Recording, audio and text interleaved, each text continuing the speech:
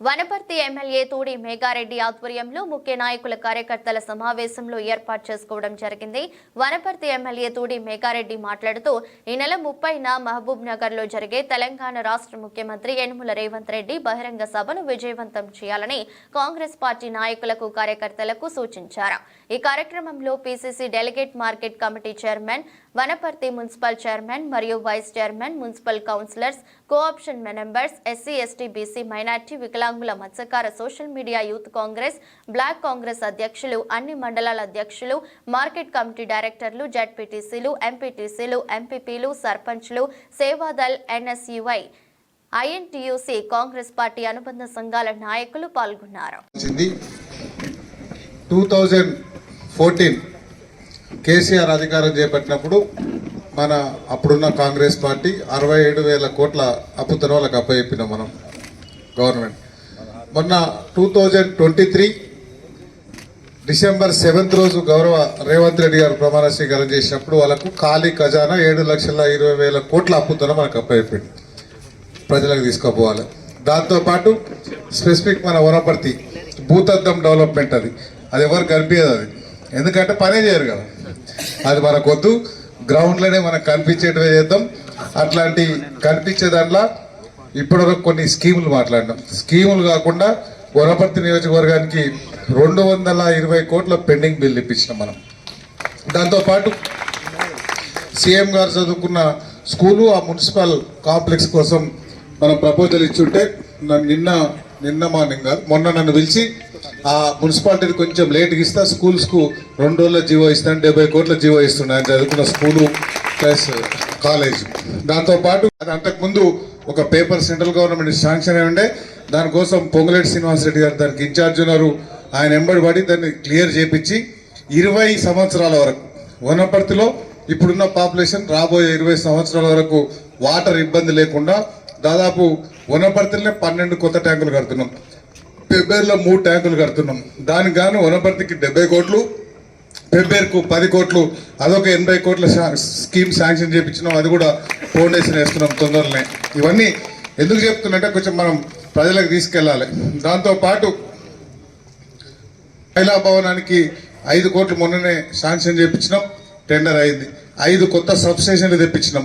Electricity problem 5 సబ్స్టేషన్లకు 10 కోట్లు. Electricity problem, electricity కొత్త డీని, ఎస్సీని అందరినీ పిలుచుకొని, అందరినీ ఏఐలను పిలుచుకొని వాళ్ళ ఆఫీస్కి పోయి మనకు ఒక 10-15 ఏళ్ళ వరకు ఈ స్తంభాలు, ఈ పంచాయతీ ఇళ్ల మీద ఇవన్నీ పోవడానికి ఏం కావాలంటే వాళ్ళు 52 కోట్లకు మనకు ప్రపోజల్ ఇచ్చారు. చక్కగా తీసుకుపోయి బట్టి కడుతున్న శాంక్షన్ తీసుకొని వచ్చినాం 52 కోట్లు, అదొకటి తీసుకొచ్చినాం. దాంతోపాటు కూడా మనం శాంక్షన్ తెచ్చుకున్నాం, అదొకటి తెచ్చినాం. దాంతోపాటు వనపర్తిలో గవర్నమెంట్ హాస్పిటల్ ఉంది, ఇక్కడ ఉన్న గవర్నమెంట్ మెడికల్ కాలేజ్ ఉంది, గవర్నమెంట్ హాస్పిటల్ ఉంది. దానిలో మనకు బెడ్ల కొరత వస్తుంది. అన్ని ఫర్ డే మొత్తం ఎంతమంది ఓపీ పేషెంట్లు వస్తున్నారో అన్ని చెక్ చేస్తే దాదాపు 300 వరకు ఫర్ డే పేషెంట్లు వస్తున్నారు. ఆ బెడ్లు సరిపోతలేవు, కొన్ని తప్పించుకోవడానికి బయటికి పంపిస్తున్నారు. అదే విషయం దామోదర నరసింహ గారు తీసుకెళ్తే 500 బెడెడ్ హాస్పిటల్ శాంక్షన్ ఇచ్చిండ్రు, అది కూడా మనం తొందరలోనే ఫౌండేషన్ వేస్తున్నాం. దాంతోపాటు ఎన్ఆర్జీఎస్ మొన్న మార్చిలో మొన్న ఒక 30 కోట్ల క్లోజింగ్లు ఇచ్చినాం. అమ్మ ఆదర్శ పాఠశాల కింద 15 కోట్లు డిఎంఎఫ్ ఫండ్ తీసుకొచ్చినాం. గన్పూర్ రోడ్డుకు 9 కోట్లు తీసుకొచ్చినాం, స్టార్ట్ అయింది అది. పిఆర్ఈడి ఎక్కడెక్కడ రోడ్లు ఉన్నాయో దానికి అంతా రెన్యువల్స్కు 30 కోట్లు జీవో తీసుకొచ్చినాం, అది కూడా టెండర్లో పోయింది. దాంతోపాటు ఇరిగేషన్కి సంబంధించిన నిన్న మధ్యాహ్నం మన ఉత్తమ్ కుమార్ రెడ్డి గారితో కూర్చొని మొత్తం డీటెయిల్స్ తీసుకుపోయి 560 కోట్లు తీసుకపోతే మొత్తం ఉమ్మడి మామనాడు జిల్లా కాన్నాడు. కాదన్న మా వనపర్తికి 500 కోట్లు కావాలి అంటే షాక్ అయ్యిండు. అక్కడెక్కడ కన్విన్స్ చేసి సగం ఇప్పుడు ఇస్తా, సగం ఏప్రిల్ ఇస్తున్నాడు. అవి కూడా మొత్తం ఎక్కడెక్కడ 1 ఎకరాకి ఎక్కడెక్కడ పెండింగ్ ఉన్నా అవన్నీ చేయబోతున్నాం. చెక్ డ్యాములు చేయబోతున్నాం, మినీ లిఫ్ట్లు చేయబోతున్నాం. అది కూడా ఇప్పుడు నేను ఇక్కడ వేదిక మీద ఉన్నప్పుడు అన్న ఫోన్ చేసిండు, రేపు రివ్యూంది మామనాడు రమ్మన్నాడు. అది కూడా ఇరిగేషన్ ప్రాజెక్టులు కూడా తీసుకొస్తున్నాం. ఒకటి కన్పూర్ పెద్దమంది కలిపి ఒక్కొక్క మార్కెట్, మొత్తం వనపర్తి మీద బాడని వాడకుండా గోపాల్పేట రేవల్లి కలిపి ఒక మార్కెట్, అది కూడా ఈరోజు మల్లాశ్వరరావు గారు వచ్చింది. అక్కడ ఆయనతో రిక్వెస్ట్ చేస్తే 3-4 రోజుల్లో జీవో ఇస్తున్నాడు, ఆయన కూడా మనం చప్పట్లు కొట్టాలి. దాంతోపాటు ఇక్కడ 5,000 ఎకరాలు మన ఫామ్ ఆయిల్ తోటలు ఉన్నాయి మన దగ్గర. అన్నా నెక్స్ట్ సీజన్లో నేను ఇంకొక 5,000 ఎకరాలు వేస్తా. దాదాపు ఒక 50 కోట్లతో ఒక యూనిట్ కావాలంటే అది కూడా శాంక్షన్ ఇచ్చిండు, అది కూడా తీసుకొస్తున్నాం మనం. వీరాపల్లి దగ్గర పాత గవర్నమెంట్ లో వేరుశనగ పరిశోధన కోసం అప్పుడు నేను ఎంపీ ఉన్నప్పుడు ల్యాండ్ అలాట్ చేసి ఉండే, అది కూడా మీరు తెలంగాణ రాష్ట్రంలో వనపర్తి వేరుశనగ చాలా ఫేమస్ కాబట్టి ఇక్కడ ఒకటి వేరుశనగ పరిశోధన కేంద్రం అడిగినా అది కూడా తొందరలో శాంక్షన్ తీసుకురాబోతున్నాం. ఇట్లా మన వనపర్తి నియోజకవర్గానికి ఏమేం కావాలో అన్నీ చేస్తున్నాం. పెబ్బేరు మండల్కు వనపర్తి మండల్కు 2 కోల్డ్ స్టోరేజ్ అడిగినాం, అది కూడా శాంక్షన్ తీసుకురాబోతున్నాం. ఇవన్నీ ఎందుకు చెప్తున్నా అంటే వాళ్ళు అనిపించని వర్కులు, చెరువులకు ముందల వెనుక చెరువు లోన చేసినట్లు చేసినట్లు అవన్నీ మనం వద్దు, మనం భూమి మీద చేద్దాం. దాంతో పాటు 3 తారీఖు నాడు చిట్టాల దగ్గర కౌంటింగ్ అయిపోయిన తర్వాత రాజీవ్ చౌక్ వచ్చినాం. రాజీవ్ చౌక్ వచ్చినాక నేను ఏదో ఆవేశంలో తొందరపడో టైం పాస్కో మిమ్మల్ని తృప్తిపరచడానికి చెప్పలే. నేను ఆ రోజు చాలా ఆలోచన చేసి నా మనసులోనే చెప్పిన, డిసెంబర్ 30 తారీఖు ఎల్లుండి, రేపు లేదు ఎల్లుండి మనం జడ్జిమెంట్ వనపర్తి. మరి మీరు ఇచ్చిన జడ్జిమెంట్, కాంగ్రెస్ పార్టీకి మీరు ఇచ్చిన జడ్జిమెంట్, మీరు ఏమిచ్చారు? చేయి గుర్తు కోటేసి ఒళ్ళు దగ్గర పెట్టుకొని పనిచేయమని చెప్పారు. అదే విషయం వాడికి వచ్చి సాయంత్రం గెలిచిన తర్వాత రాజీవ్ చౌక్లో చెప్పినాం.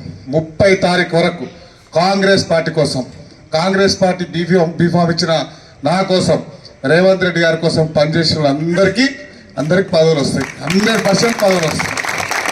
100% వస్తాయి. 100%, 200% వస్తాయి.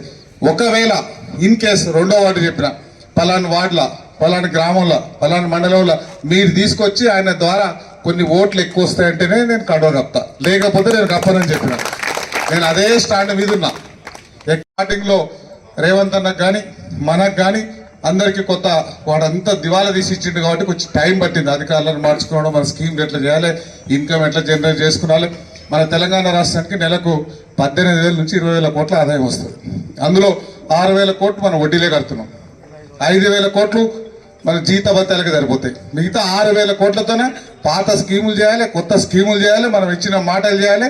దాన్ని ఎట్లా జనరేట్ చేసుకున్న పని మీద రోజు ఈ గెలిచిన 360 రోజుల్లో నాకు తెలిసి ఒక 4-5 రోజులు ఒక అమెరికన్ హోటల్ బయటకు వచ్చినట్టు ప్రతిరోజు సెక్రటరీకి పోతున్నాడు, ప్రతిరోజు రివ్యూ చేస్తున్నాడు ఆయన. మేము కూడా అట్లే పని చేస్తున్నాం. మధ్యలో 4 నెలలు ఎలక్షన్స్ పోయింది, 1 నెల మహారాష్ట్ర పార్టీ ఎలక్షన్ కూడా అడ్డుపోయినాం. ఇవన్నీ తర్వాత మనం అడ్మినిస్ట్రేషన్ ఇవన్నీ మనకు అర్థం కావడానికి కొంచెం టైం పట్టింది. ఇప్పుడు అన్ని స్టార్ట్ అవుతున్నాయి. ఇన్కమ్ జనరేట్ చేసడానికి ఏం చేయాలి, డెవలప్మెంట్ ఎట్లా చేయాలి, మనం ఇచ్చిన గ్యారంటీలు ఎట్లా చేయాలి, అవన్నీ చేసే పనిలో మనం ఉన్నాం. అవన్నీ 100% చేస్తాం. ఇప్పుడు